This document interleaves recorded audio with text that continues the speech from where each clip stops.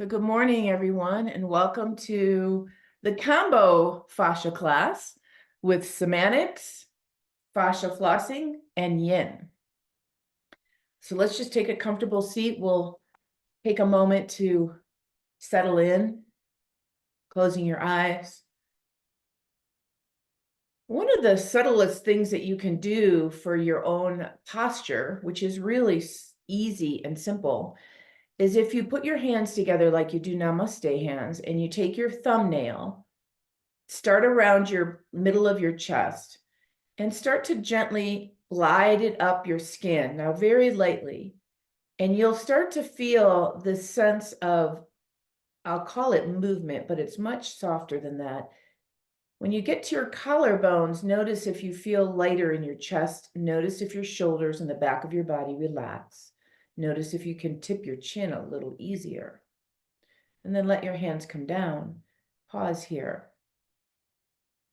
Fascia lives not only inside our body, but right under the skin. So we can a lot of times affect it by pressure, light gliding motions, rolling. Remember, the fascia holds us together like a big net. And this net can get damaged, restricted, kind of stiff. And then it doesn't have any resiliency, it doesn't have any pliancy. And so the rest of the body starts to feel aches and pains. So just noticing right now, if you have any place in your body that's maybe a sticky place. Most of us have one spot at least. Send a little love to that spot. We'll maybe release it a little today.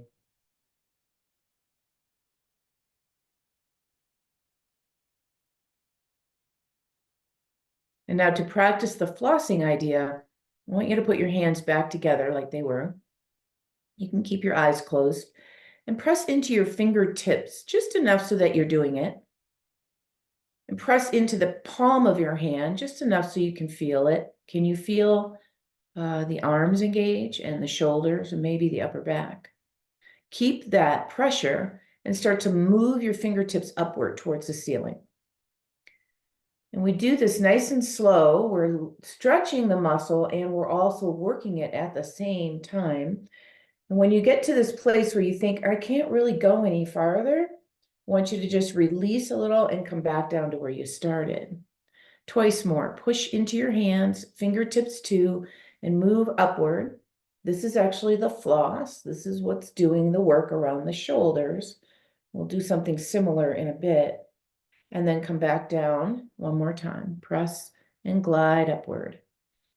And you'll feel the muscles in your arms, shoulders, upper back, maybe even chest engage. And the last time, releasing hands to heart, holding here.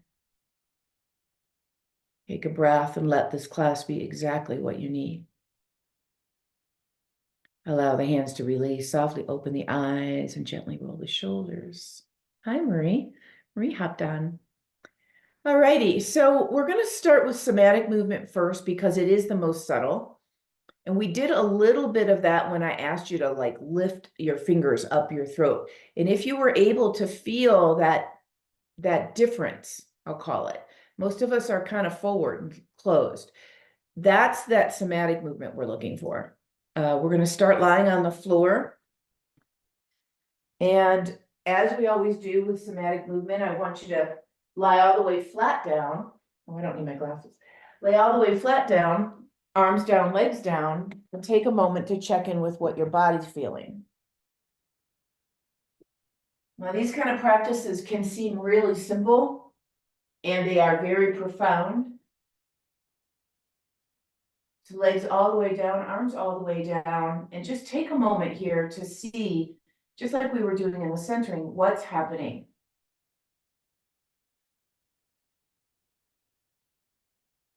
Anything talking to you, getting any kind of feedback. Check in with your physical body. And because we haven't done a lot, you might not notice anything. Check in with your breathing. How's your breathing feeling? And then check in with the state of your mind. Just like when you sit down to do a meditation, when you begin a class, sometimes the mental body, mind is very busy from whatever you were just doing. And it'll take a minute, but we'll get there. Okay, so our first somatic movement is one of my absolute favorites. I want you to be able to put your arms out to the side. So I need to move my body just a little bit away from the wall. And your feet are going to be wide apart. So knees bent. So taking your knees over to the right, just let them fall over to the right, nice and slow. And as you do that, turn your eyes to the left and turn the left palm up. So you're looking at your palm and the right palm down. Now, as you inhale, bring everything to center, eyes and knees, flip your palms around and go the other way. Left knees, right eyes, right palm up, left palm down. And that's all you're doing. It's an unwinding. You've done this with me before. And we take our time with this, going in super slow motion. Noticing all the little sticky spots, like I just felt my right SI let go. And if I try to stretch hard into these areas that are chronically stuck for me, I can't get anywhere. But if I can do something like this, my body says, oh yeah, I don't need to hold on to all that tension. Now, the next time you're looking at your palm, stay there for a minute and see if you can pivot off of the back of your hand onto your thumb as if you're trying to continue to twist your hand upside down. And then come back around. So this is an option to get into the shoulder just a little bit deeper. And you might notice that when you do that action, you feel a little bit more sensation down the entire side of your body, from your outer knee, hip, back, all the way up into your armpit. And let's just do one more, ending on your second side. So I looked at my left hand, now I'm looking at my right. And then go ahead and release and come down, hands on the mat, legs down. Take a moment again. It's super simple movement, but what happened?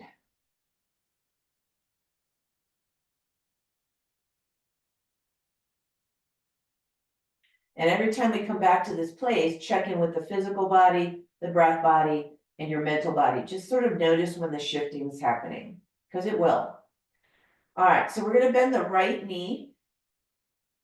And I want you to take your hands behind your head. Your tail's going to get in my way. All right, as much as you can, your elbows are open. So I want you to think about this right knee, and we're going to drop it inward toward the midline. It's going to roll to the inner edge of your foot, and you may or may not stop in any place in particular. Like I could go a little bit, my hip wants to come off the floor, that's fine. When I find my edge, I come back up to center. So unlike flossing, you're not really using your muscles so much. You're doing more of a range of motion action. And we're targeting now the inner groin, specifically the psoas and the fascia around the inner part of the leg. Now, the next time you bring your right knee in the midline, slide your upper body along the mat toward the left, so that the right elbow is reaching upward away from your body. So it's pointing more to the wall above you, or behind you, I guess I should say. And then come back to center. So the coordination of this one can be challenging. The knee drops in, And the upper body side bends along the floor so that the right elbow is reaching back. I'm trying to keep my head and my arms all in one place, all one solid unit, and I'm moving really my torso in a little bit of a side bend. And again, this one can feel kind of wonky because our bodies are not used to it, but that's the glory.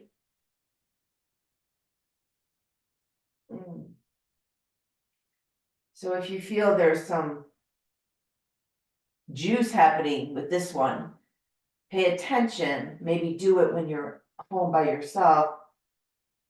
Don't wait for class to have this happen. All right, now just go ahead for a moment and put your arms down and your leg down. Before we switch the sides, just notice if anything happened. And then left knee bends, hands come behind the head. We'll do the same thing on the other side. So start with your leg as you let it come inward across the midline, and then find the place where it wants to stop. And you can push a little bit, let your hip come off the floor, but that's not the goal. And then come back in. And just like when we do the tension on purpose kind of idea, you want some kind of movement to happen. Otherwise, the tissues just will not change.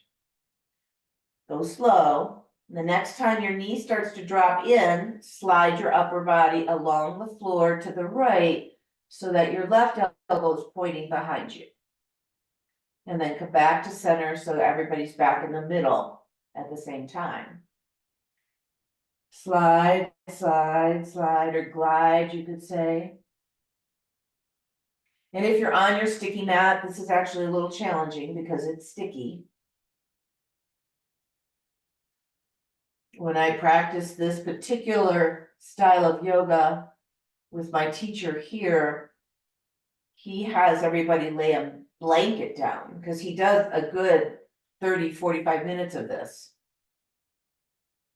before he actually gets into his practice. Let's just do a couple more, just gliding along the floor, dropping the knee inward, finding that edge of where you just can't move anymore or you feel too much tension. Glide, glide, glide. And back, back, back. Good. Now release your hands, release your leg, and come back to that center place. Take a minute here. And then we're gonna bend the knees and we're gonna roll over onto our bellies here.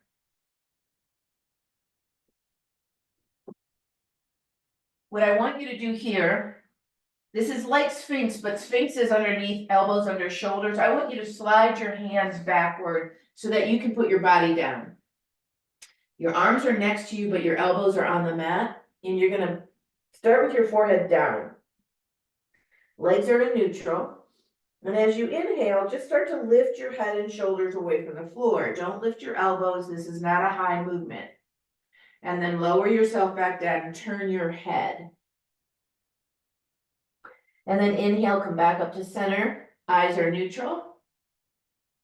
And exhale, turn your head the other way. So now we're working along the spine. If you like, the next time you lift your head, lift one leg. And then lower that leg and turn your head. And then when you lift again, lift the other leg. And lower down and turn the head. So we're working with the breath. We're trying to go in slow motion. We're not trying to make this a great big action, but you will feel a little bit of an edge when you know, kind of get to your end range of motion. You'll be like, oh, I don't want to go any higher than that. And you could go higher, yes, but I don't want you to. Nice and smooth, finding that nice fluid movement pattern. Lifting, heads in neutral, one leg up. Lowering, head turns, leg down. lifting. If you have back issues, this could be one of the things you do every day because it will help to unwind that stickiness that we all feel, particularly in the lower back, but a lot of people feel it in their neck. And let's do one more, turning your head towards the second side if you remember. And it doesn't really matter if you don't. All right. Now just let your hands come underneath your forehead. Let your body rest for a second. Using that time to assess how the practices are helping you. I chose those three today because they target different areas of the body. The first one targeted the entire spine and the rotational patterns, which fascia follows a rotational line in the body. The second one targeted the lateral body and specifically the psoas. And the last one targeted the spine and around the head and neck. All right, so from here, I want to move into flossing. So push yourself up away from the mat.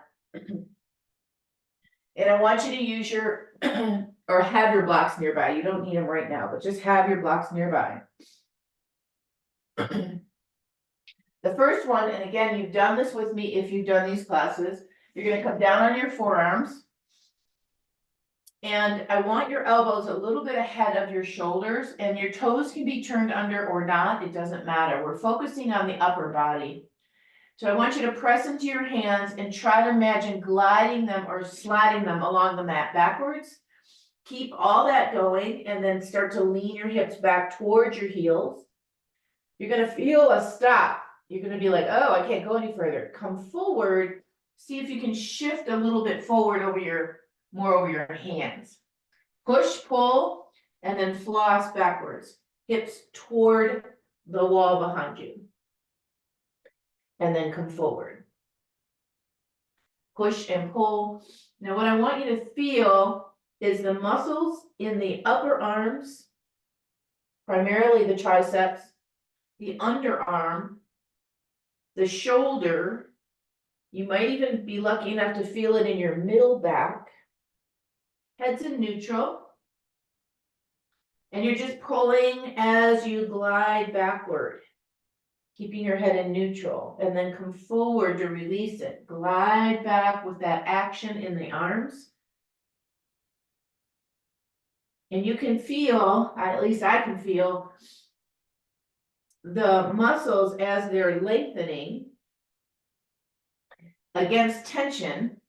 There's a little bit of stickiness in there. Can you feel that? It doesn't feel easy or gliding. It's a little bit more like, I don't know, it's having a hard time. All right, the next time you go back, release it and let it go. Come up off of your arms. If you can sit on your feet, go ahead, get off your hands. That's one of my favorite flosses because it targets the whole upper body. So if you have stuff under your armpits or anything like that, it's really, really good for it. The next one we're going to do is similar. I'm going to have you put your hands together as close as you can, palms down. You can put your palms together too. It's really depending on you. But I want your elbows to touch if you can. Take your knees wider apart. Now this one's just an interesting, as you lean over, let's go to the right. You're going to turn your head to the left and listen as you're lowering your head to the floor, like your ear to the floor. And then come up. Switch sides. Lean to the left, like you're trying to put your shoulder on the floor, and turn your head to the right, listen with your ear, and come back up. And glide over. So just the fact that you're going slow toward the floor is the action in the muscles we're looking for. Turning the head is important. So you come up, and then you glide slowly down, putting your shoulder and maybe your ear to the floor. And if it helps you, my ear and my shoulder are not on the floor. And the hips are still. And you're winding or unwinding this tissue around the middle torso, up around your rib cage, your shoulders, turning your head each time. We're using our body weight against gravity here. And let's do one more. And up. Good. Come off your arms. Did you guys feel any of that? For me, that's a big action for me. All right, the next one, we're going to use the blocks. We're going to do the lunge floss. So taking your right foot forward and using your blocks to help keep your body upright, because I want that action for your hamstring. So you're going to come forward in your whatever place you feel is sort of your end range of motion. And I want your foot back enough so that your knee passes the ankle and you feel something happening in your Achilles or maybe your calf. Push into your foot, try to drag it backwards, lift the ball of the foot as you start to lean toward the wall behind you. We're working the back of the leg. Inhale, come forward. Push, pull, and glide, lifting the ball of the foot to get into the calf. Most of us are pretty tight in the calf muscle. And if you could imagine that fascia just winding all around your ankle and up through your leg, and then winding again around your knee and up through your upper leg, and then winding again around your hips. What you're doing right now can affect your gait, your lower back health, your knee health. I actually gave this one to my husband because his knee was feeling a little wonky. And he's been doing it, and he says it's really helping. This stuff really does work. You just have to do it. That's the thing. Oh, goodness. All right, let's do 3 more here. Just nice and easy. Really keep the tension when you're going back. Release it when you come forward. Keep the tension when you go back. And it doesn't have to be the hardest thing you can do, but you do want to create that intensity. And release. All right, now I'm going to turn to face you. I'm going to use the same leg, and I'm going to get rid of my blocks for a minute. Take the same leg out to the side, so it's completely sideways to your body. Hands are on the floor this time. And I want you to imagine pulling your foot toward your leg, and then start to sit back towards your heel. Not going very far on that one. And then come forward to release it. Pull the foot towards you and then try to sit back. If you can get really far back, like your bottom's almost on your back foot, you can move your long leg foot forward slightly, and that'll help you get a little deeper into your tissues.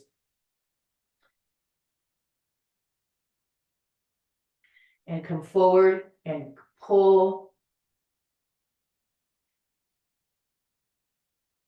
And can you feel how this is targeting the inner side of the leg? So if you have medial knee pain, you have inner groin issues, you have pelvic floor issues, maybe even lower back issues, this is going to help. And what I do before I do a workout or before I do my, fairly strong yoga practice, I do some of this first. And it really does make a difference. Okay, do 2 more. And then forward. And you can see how this one's a little bit more active. We're asking the movement to happen. And then rest. Woo. All right. We're going on to the other side. So let's take the left leg forward and we'll do the same thing. Put your blocks wherever it feels good to you to put them. There's no rule about it really. And then come forward. So the only thing I want you to do is make sure your front knee is past your ankle, so your heel is down on the mat, so we can get into the lower part of the leg. And then push down, pull back, start to lift the ball of the foot as you lean back towards your wall behind you. And then come forward. And lean back, lifting the ball of the foot. And you're going to feel this tightness, this stickiness anywhere, like you could feel it in your calf, or you could feel it in your hamstring, or you could feel it in your back. Your hamstring muscle is attached to your pelvis, and they're independent, right? Your left and right legs are independent. So you might have one that's shorter or tighter than the other, and it pulls on your pelvis and it makes it crooked. And then your lower back hurts. It's all related. Push, pull. So try not to push your foot forward. Try to pull it backwards. That's a different muscle. You don't want to engage that one. Pull it backwards, pull it backwards, pull it backwards as you go. I find this really easy to do on one leg and really kind of challenging on the other. It's almost like I have to really focus and concentrate what my body's doing. One more time.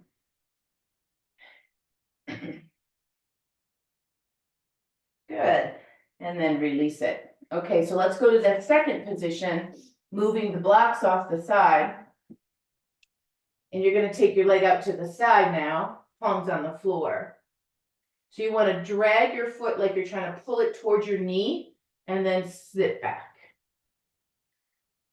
And come forward. And again, if you feel like, I could kind of move a lot, like I've got a lot of range, slide your foot a little further or bring it slightly forward. See if you can find a sweet spot. Come forward to release it, engage the foot drag, and then go back to floss. Come forward, pull back, and floss.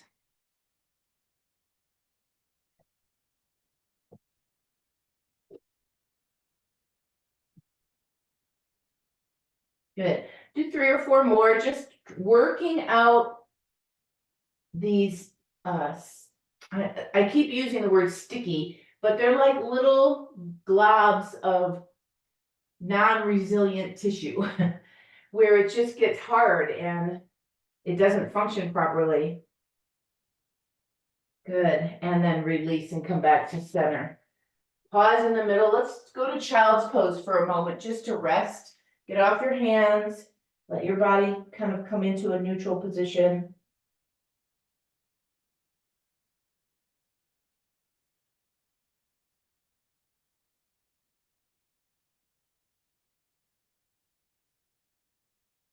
All righty.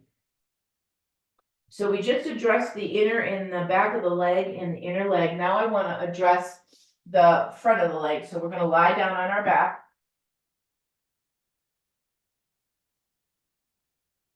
And I want you to bend your knees, kind of get yourself settled. From here, we're going to take our legs up to the ceiling.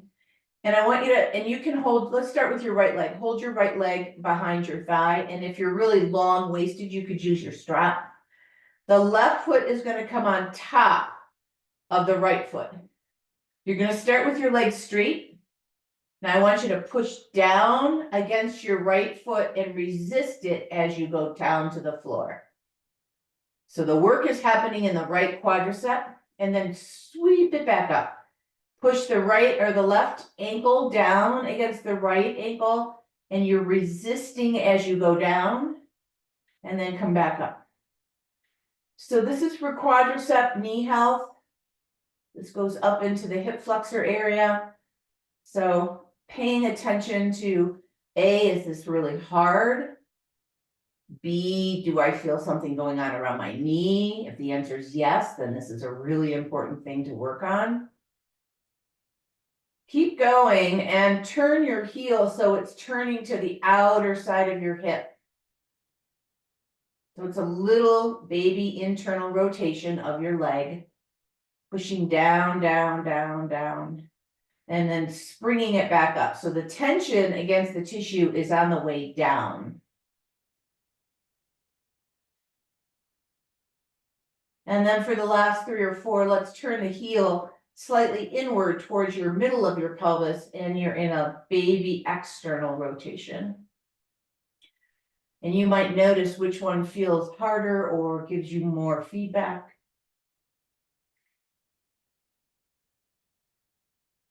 When I first started this one just now, the first couple, I could feel it around my knee, but that's gone now.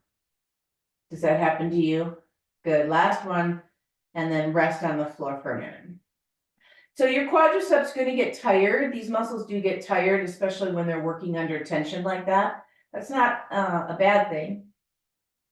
More importantly is thinking about where you tend to have tension or tightness in your body, and are things letting go? Let's go to the other side. Hands behind your left thigh, kick your right heel against your left and start with your leg straight, and then push down, resisting with your left leg. So it's not allowing that push to happen. And then spring back up. Try to go with a straight leg from the top so that you work in your full range of motion. And up. And you're pushing down, resisting. And we're working in the, what I call the midline. So the foot is just going straight down here. Some people don't like the flossing techniques because you really have to focus. You really have to pay attention to what you're doing, otherwise it's not going to work. All right, now turn your heel just slightly towards your outer hip as you're going down. And your leg is turned inward slightly.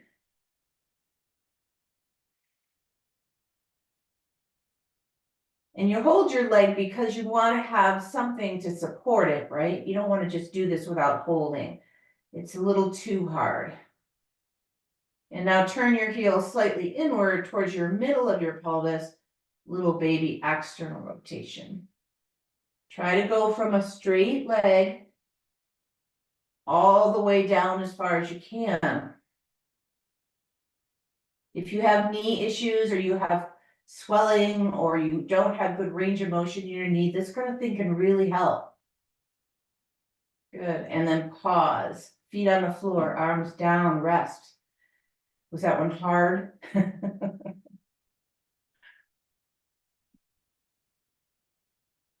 All right. So the last bit of our class is going to be yin, which you'll be happy about. Turn on your side and come up to sitting. So the first one we're going to do, and you can use your blocks or your bolster, is legs are going to go out to the side. So full straddle. You can sit up on a little blanket if you like to help your hips tilt forward. Your toes are going to mostly stay straight up. Now you can do this any way you like. When you tip forward, excuse me, hands can rest on the mat. You might be able to rest your forearms on a block. If you're flexible enough, you might be able to stack your blocks and put your head on it. And we're just going to be here. So find your edge and pause. Now I need my timer.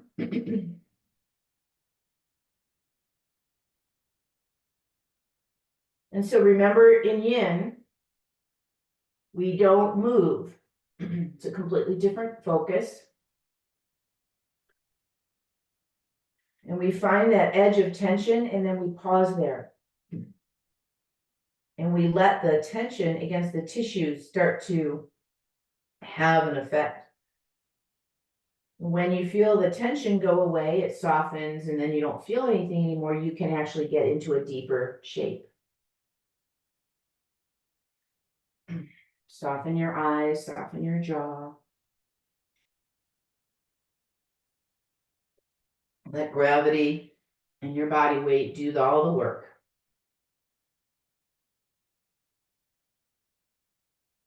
So the somatic work, the stuff that we did in the beginning that targets the fascia, what it also does is it targets your nervous system. It's actually talking to your brain and the nerve and how the nerves tell the muscles what to do. And it's really a helpful practice for people that maybe have chronic issues that they just cannot get under no matter what they try. Sometimes you have to get underneath it even deeper and go through the nervous system. And the nervous system is also something that we need to strongly pay attention to in our current state of life right now. Most of us are pretty dysregulated, which can affect our overall health and well-being.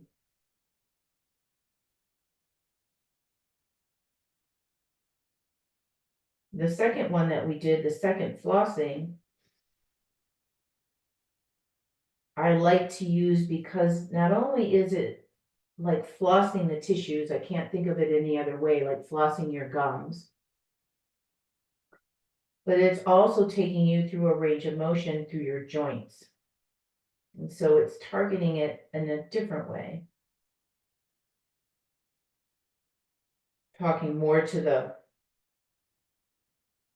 fascial line itself, not necessarily just to the nervous system.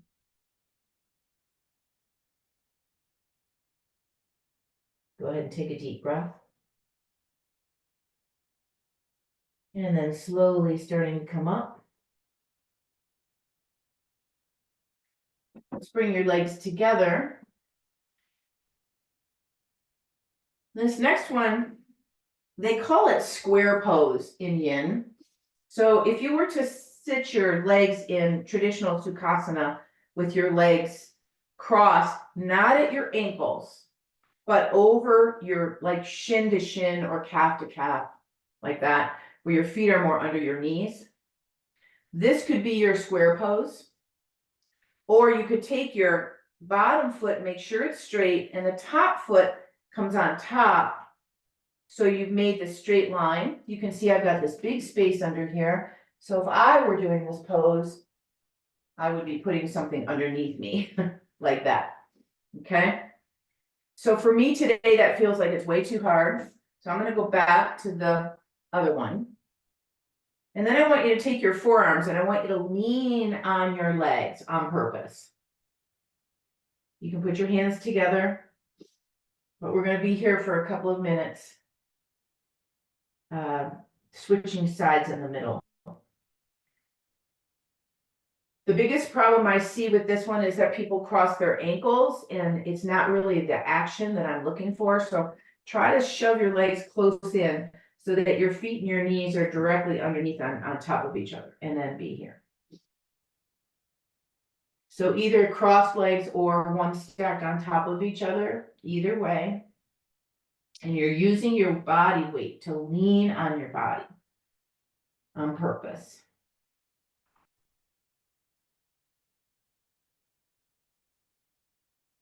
I'm playing to see if I can do it with the other direction. No.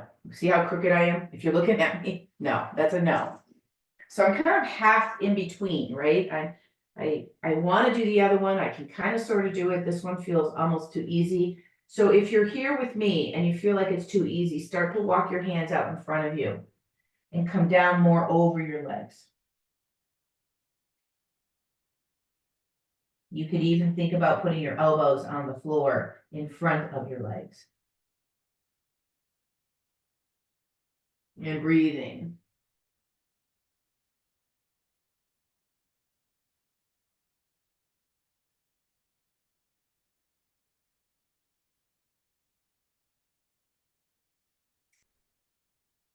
So in yin, how yin is different than the somatic work or the flossing work in its own way is, number one, it's still. So it works on the nervous system that way. And number two, mostly we use our whole body. We don't try to necessarily isolate one area or another. We're trying to work with the meridian lines of the energetic lines in our body. Okay, go ahead and take a breath. And then slowly come back up. Switch your legs around. So I didn't call the leg position, so you probably did your favorite side. This one's going to feel harder and weirder. And then when you get ready, you can come down. So you can start with leaning and see how that feels. And then when you feel like, nah, it's not really enough, I gotta come over my legs.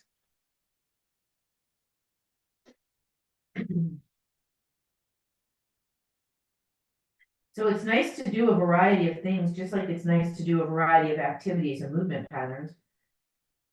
The people that study fascia say that any movement pattern really will address the fascia tissue. But what we have trouble with is we tend to do the same things over and over and over again.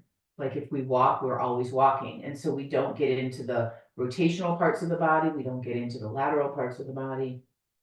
You know, pickleball's pretty whole body use. If you're a pickleballer, you might be getting some of that all body fascial tissue. Just don't get hurt. Everybody I know that plays pickleball gets hurt. But if you think about what you do on a day-to-day regular basis, most of us have pretty similar patterns. We don't vary it too much throughout the day. We sit, we stand, we walk, we bend. They've actually done studies of people that are sedentary and then people that are active. And the sedentary people, of course, they have more aches and pains, but they've identified it coming from the fascia. It's not that they have arthritis. It's not that they're old. It's just their fascia feels really gunked up. And when they start moving around, they feel better. It's almost so simple, it's stupid.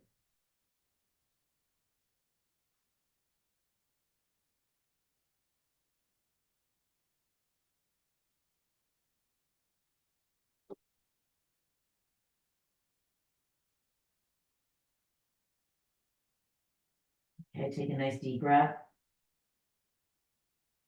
And then slowly make your way up. Uncross your legs and stretch them out in front of you.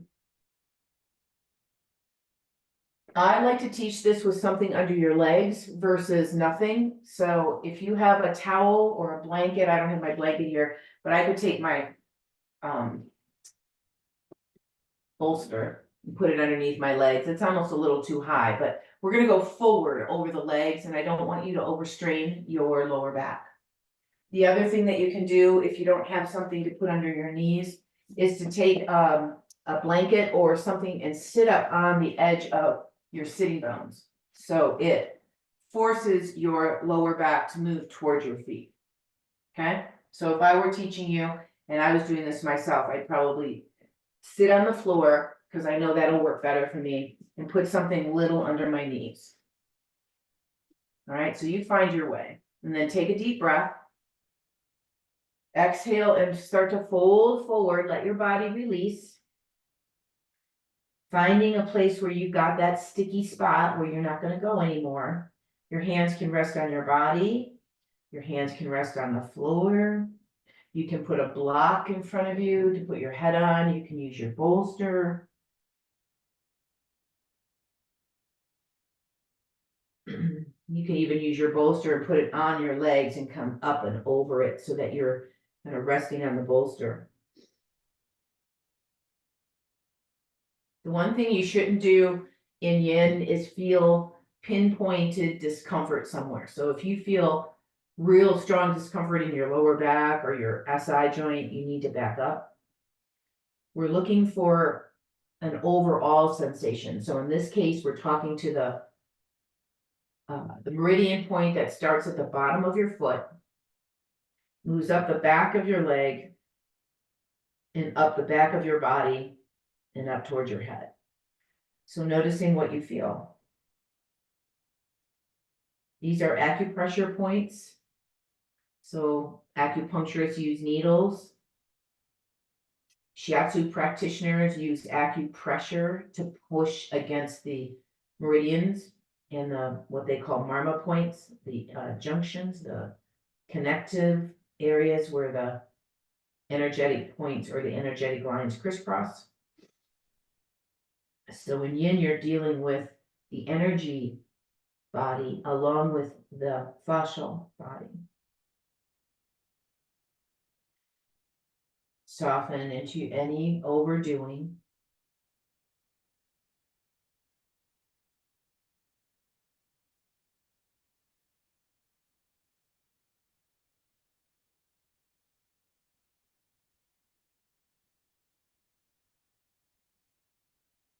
Take a deep breath. And slowly starting to make your way up. Take your time. That's a nice one to do just if you have a really busy day and you need to feel more quiet. All right. Now we're going to come down onto our abdomen. Moving all the props out of the way. So this one isn't hard, but it's a really nice one for releasing inner groin tension. So I want you to take your left leg and bring it out to the side, right in line with your hip joint. So don't bring it up by your chest. Let your ankle rest on the floor, and now take your knee and scooch it about an inch away from you. Now turn your belly to the floor, lay all the way down. You can turn your hands on your head. Forehead can be straight down, or you can turn your eyes to the right. So this is a twist, a little baby twist for your upper body. It's also really great for your deep pelvic floor muscles, deep inner groin muscles. Let gravity help you here. And if you're lying on the floor and you're thinking, not much is happening, I don't really feel a whole lot here. To make it a little more challenging, you just straighten your bent leg. So it'll be your left leg. So when I do that, I change the actual sensation. If I keep my knee bent, I actually have it more in my inner groin, which is where I want it. And if I straighten my leg, I kind of lose that spot. So yin is very personal. It's like, well, what feels like it's going to help me the most? Which one should I do? Either one's wrong.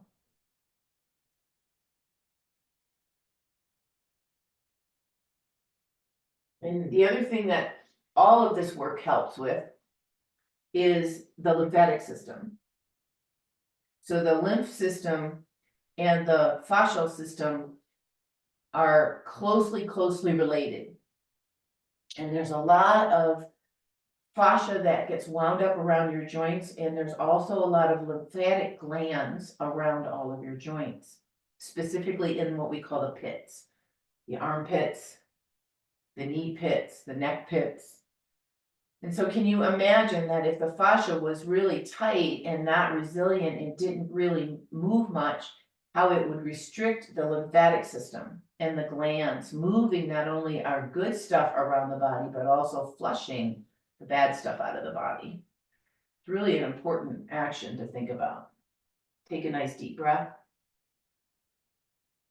And then just slowly lower your leg back down. Bring your head into neutral for a minute.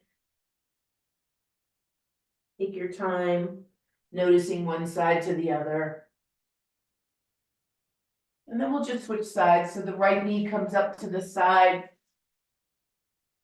Scooch it away from you a little tiny bit so that when you turn your belly button back to the floor, you can feel there's something happening there.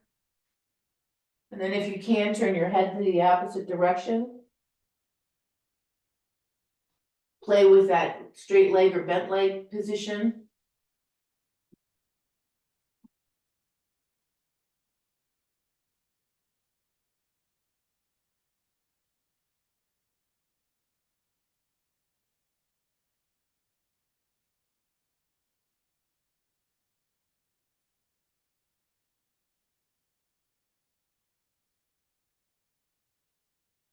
So you might ask yourself, which styles, if you will, of fascial work do I enjoy, get the most out of?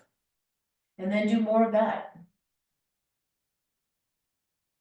Do more of that. I like the combo myself. It's getting the best of all the worlds. Sometimes I just don't have the patience for yin. I'm much too active. I can't just lay there and be still. I need to move around more. And sometimes yin is exactly what I need. So it's really great to have choices.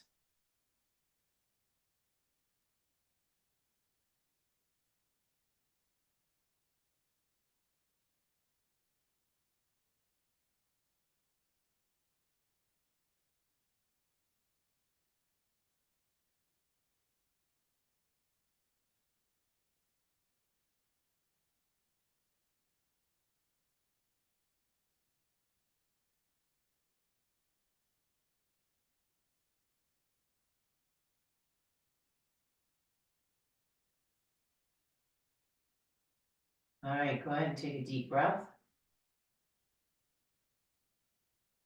And sliding your leg back into neutral, put your head back into neutral, pause there for a minute.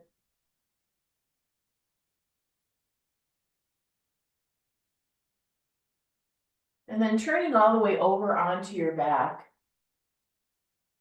We're gonna end with a little back bend here. So you can choose your block or a bolster or a blanket. I'll show you with my bolster. We're just gonna lift our hips up and put it underneath the hips. So if you have a bolster like I do, or a thicker blanket, you're gonna have your lower back and your bottom sacrum supported. If you have a block, it's only gonna be under your sacrum. Roll your shoulders under you a little bit. Arms can be on your body, or you can take them over your head. Just make sure you're resting on your shoulders. And we're gonna start with the knees bent, and then I'll ask you to go into a little bit of a different shape. So just leaving your feet on the floor. Your knees can touch if you like that, a constructive rest. Remember, everything that I ask you to do is looking for sensation. So right now I can feel when I put my knees together, there's some really juicy stuff happening in my lower back. So I'm gonna stay here. You might feel better with your knees neutral.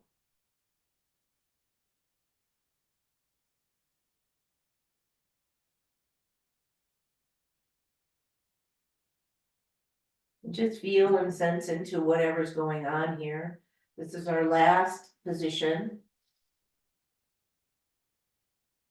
Very healing position. If you have a wall or a chair near you, you could take your legs and put them up on the chair or up on a wall. So I'm not gonna bother doing that, but if I were working in my own, for my own practice, I would probably turn and put my legs up the wall with my hips elevated. Feet on the floor, nothing wrong with that. It's just a little bit more grounding, a little bit, it's just a different action.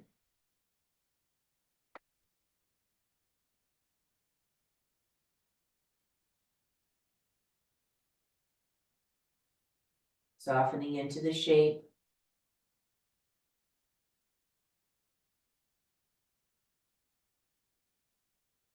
Now, if you decided to put your legs up, I want you to stay there. If you are with me on the floor, we're gonna take whatever you've got out from underneath you. I have my bolster, so I could actually push it away from my body and put it under my legs for Shavasana. If you have a block, that's not gonna work so well, so take that away. And we're gonna just rest here for Shavasana for the last few minutes. If your legs are up a wall or up on a chair, you're just getting like kind of a double whammy, double juice for Shavasana.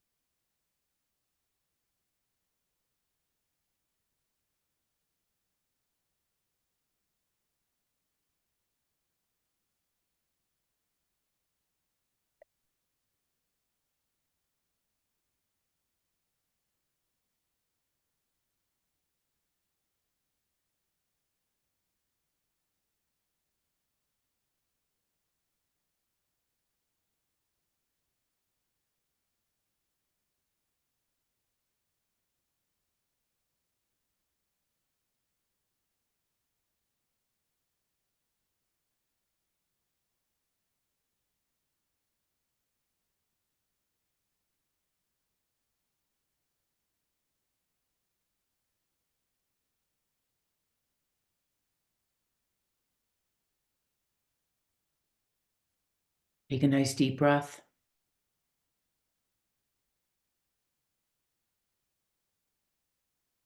And slowly starting to stretch and move and bring yourself back. If your legs are up on something, please bring them down.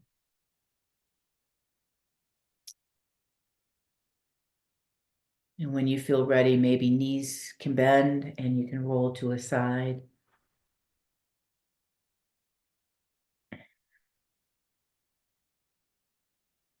Just taking your time coming up to sitting.